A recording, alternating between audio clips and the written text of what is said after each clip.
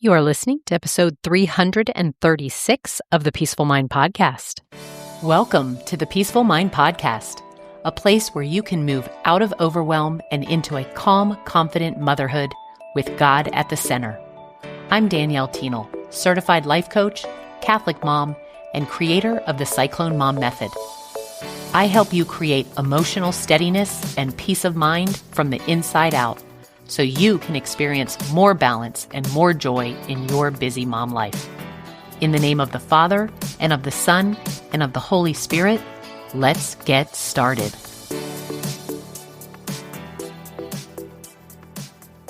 Hello, beautiful mamas. Welcome back to the Peaceful Mind Podcast. I'm Danielle. I'm so glad you're here with me for another episode that I am trying to keep on a little bit on the shorter side, right? For the time that it's coming out here in the summer. I hope you're having a wonderful one. I am very hot, but full of some fun adventures. But today, I want to talk to you about something that has super impacted my parenting, and I wanted to share it with all of you. It's one shift. It's one shift that I believe has the potential to genuinely change the quality of your relationship with your children. And it's not through a new discipline strategy, or I'm not going to offer you a new routine or even a new set of rules. One shift, one change in how you show up for your conversations with kids. That's what I'm going to offer.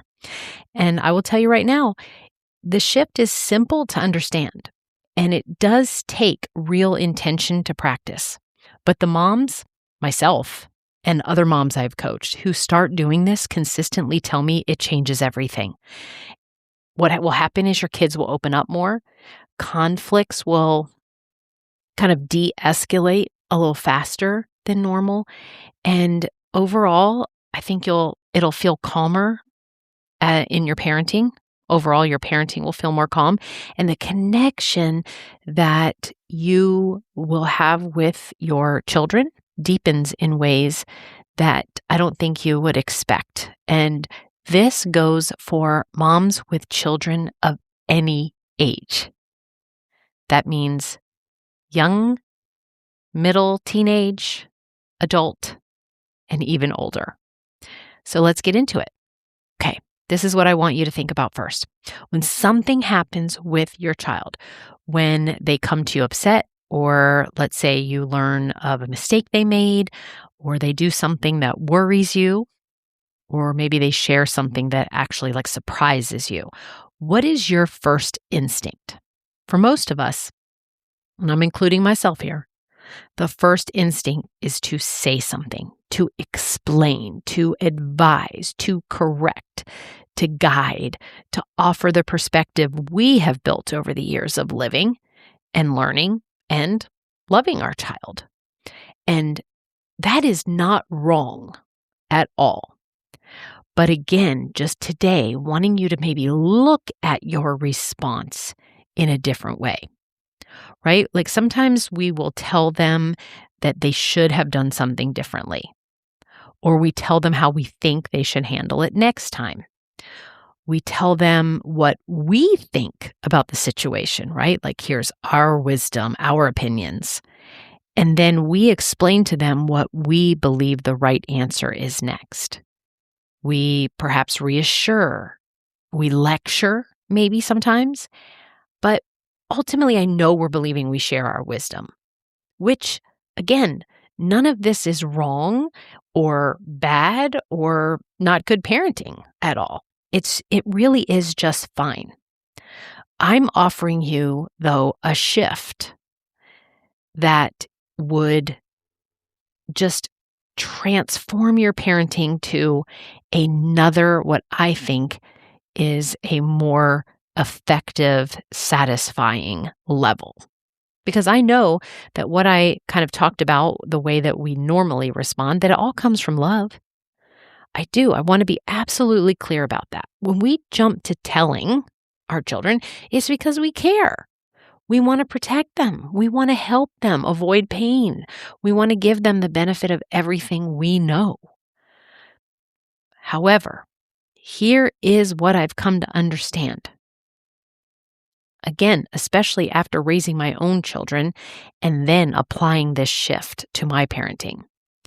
And that is when we lead with telling, we often lose the very thing that we're actually hoping to create. Because when a child, again at any age, comes to us with something and we immediately meet it with our advice, our correction, our perspective, a few things happen. They feel like they have not been fully heard yet. And if they feel unheard, they stop sharing. Not dramatically and not all at once, but gradually. And maybe sometimes it happens dramatically. They start giving us the short answer. They start saying things are fine when they're not. They stop bringing us the real stuff. Because somewhere in their experience, the real stuff always gets redirected back to what we think. There's also something that gets taken from them when we move too quickly into telling.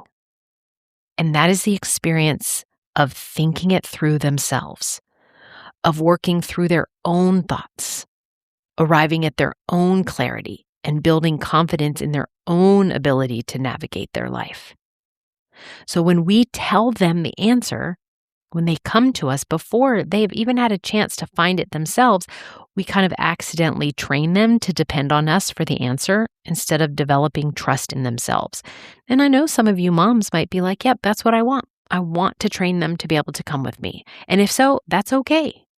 You can, maybe this episode is one that you just pass on this week. There is just this piece that matters most to us in moments that I'm explaining, like when our kids come to us with things. And that's we often do not actually know the full picture yet. But with the little they tell us, right, our body might have this kind of like visceral reaction, whether it's like worry or fear or scared or, sadness. And we think we have the full picture yet.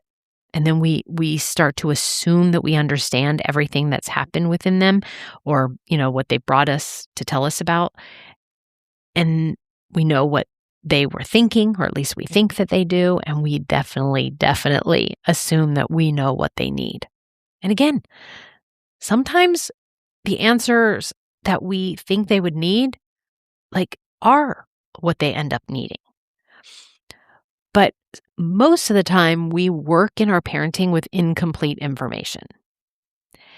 And the wisdom that we want to offer, like the real good and helpful wisdom, it can only land well when has that real understanding of what's actually going on for our child.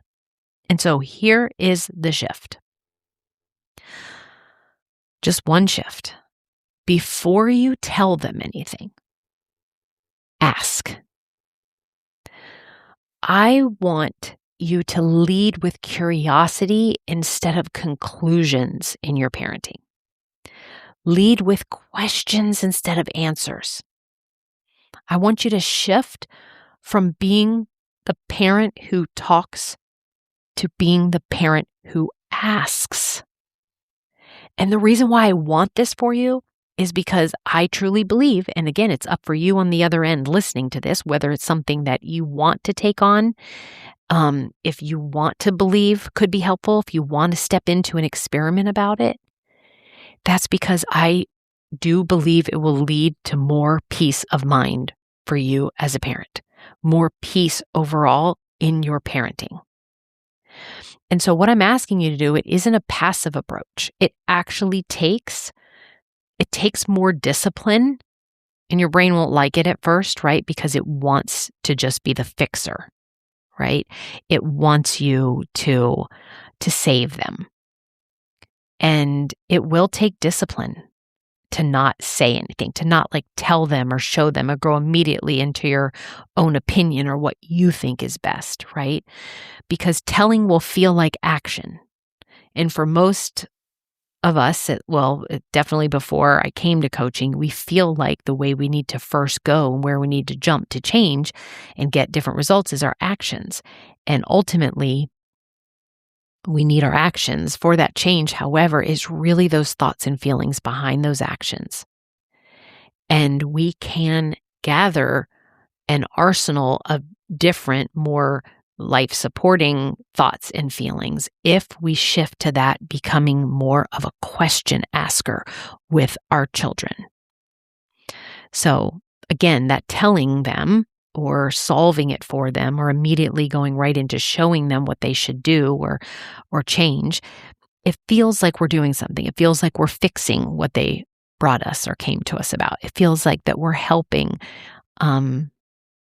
But getting quiet and asking a question, that can feel like you as a parent are holding back, right? Like that it'll feel like you're actually keeping something from them, right? We know that we have all this wisdom to share, but you're not holding back. You're actually doing something far more powerful. You are creating the conditions for your child to feel genuinely seen and heard. You are sending a signal to them that their thoughts matter more to you right now than your own. And you are gathering the information you actually need to then offer the right kind of support at the right moment. So think about how this might play across the different, like, let's say, age brackets. Say your little ones come home from school and something feels off. But instead of saying, you probably just need a snack and some rest, you ask, hey, what was the best part of your day? Or even just like, how are you feeling right now? And then you wait. You let them answer. You follow their lead. Maybe your middle schooler is upset about a friendship situation. So instead of immediately explaining what they should do or reassure them that it will all work out, you say, tell me more about that. Tell me more about what happened. Ooh, what was that like for you? Or what part of it is bothering you the most? Do you see that line of questions? If your teenager makes a decision that you're not feeling great about or not feeling sure about, instead of listing all the reasons it concerns you, like if they've brought it to your attention and you say, well, this is, what concerns me about it. Instead, you ask, well, what led you to this? Or what are you hoping for with this?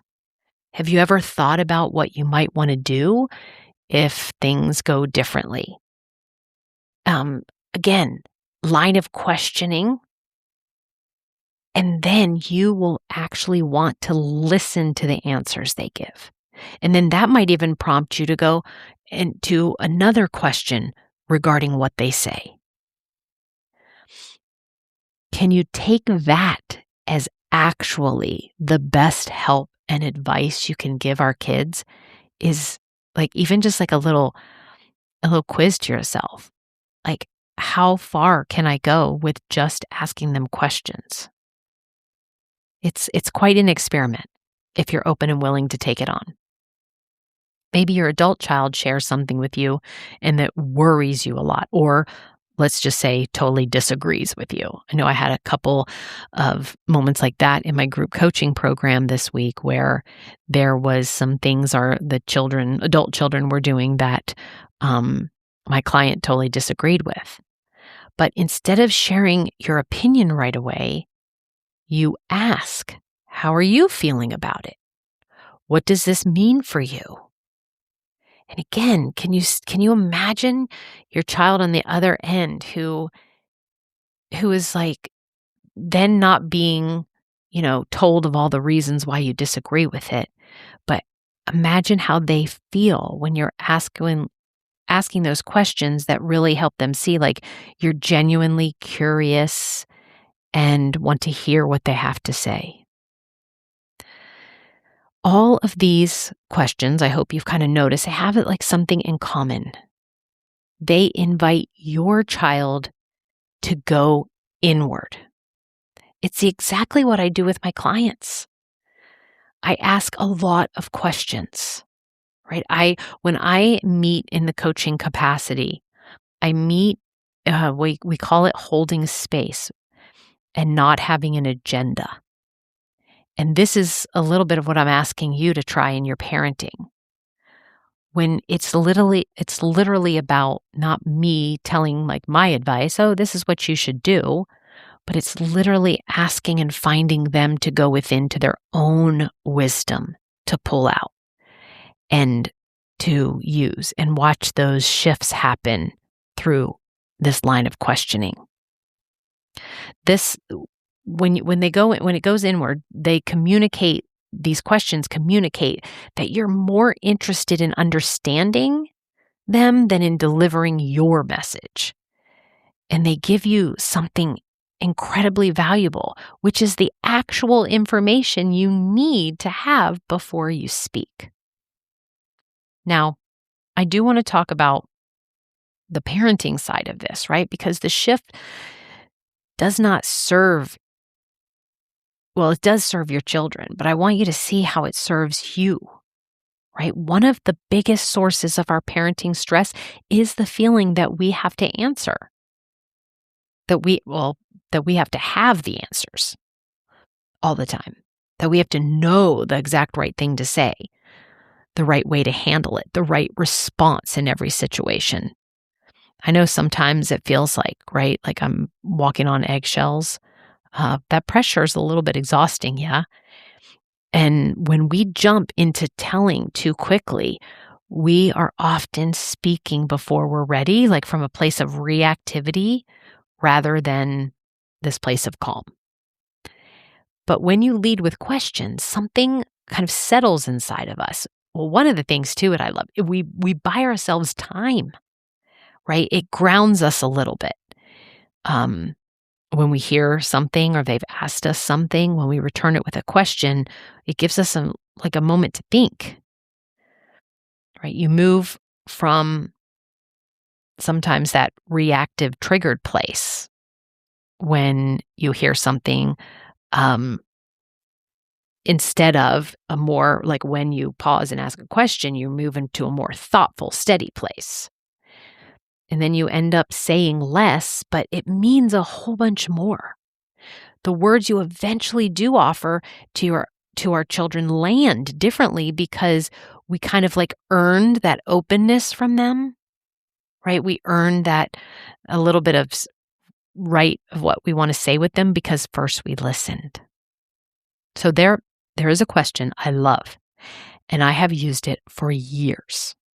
When my child is struggling and I feel that pull to immediately go into mom fix-it mode, I ask myself, am I speaking from a place of love right now? Or am I speaking to make myself feel better?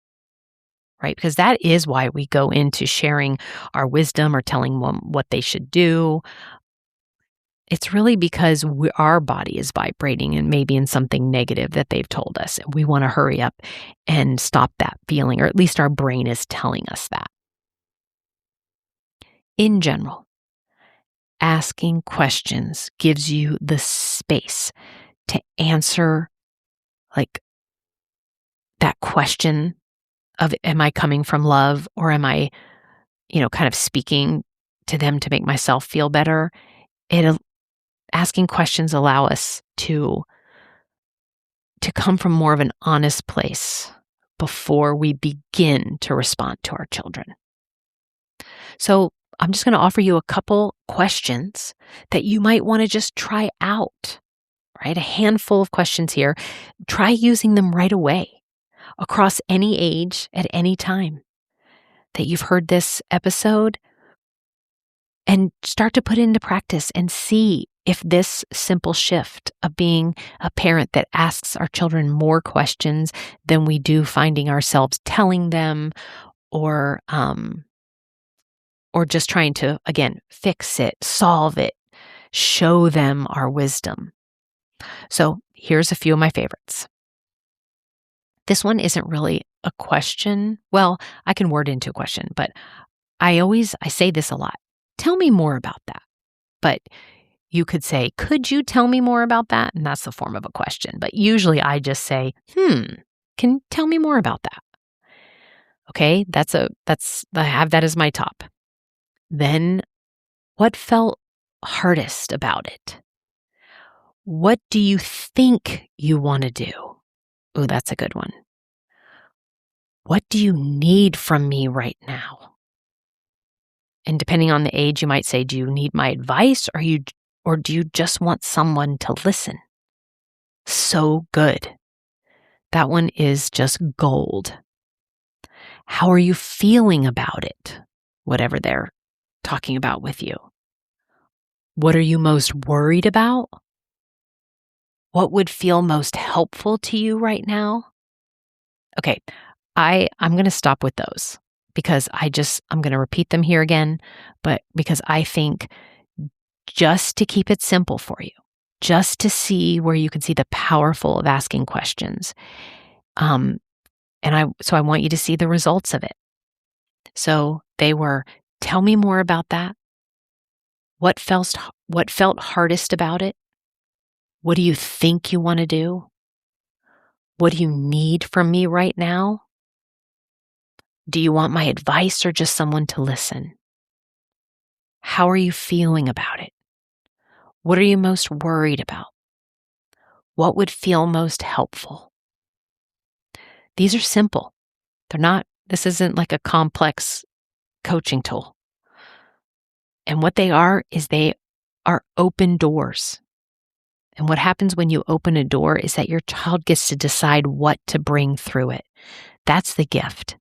That's where real trust is built. So if there's one thing I would love for you to maybe be open and willing to take into your parenting, it's this. Talk less, ask more. Not because your wisdom does not matter. It does.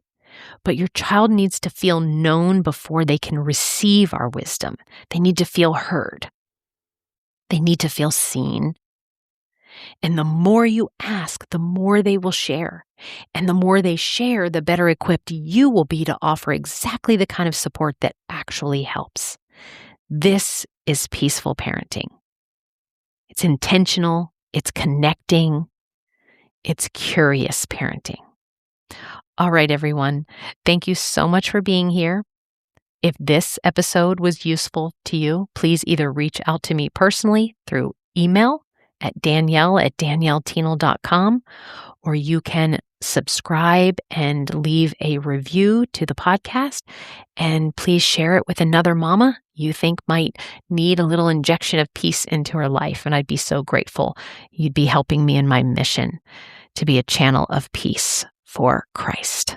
All right, everyone, I am wishing you a beautiful week. I'll see you back here next time. And until then, may peace be with you always. Thank you for listening to the Peaceful Mind podcast. If you've been feeling a quiet desire for more peace and steadiness in your motherhood, I invite you to take the next step by scheduling a Peaceful Mom strategy call at danielleteenel.com. You'll also find the link in the show notes. It would be an honor to support you at any stage of your motherhood journey.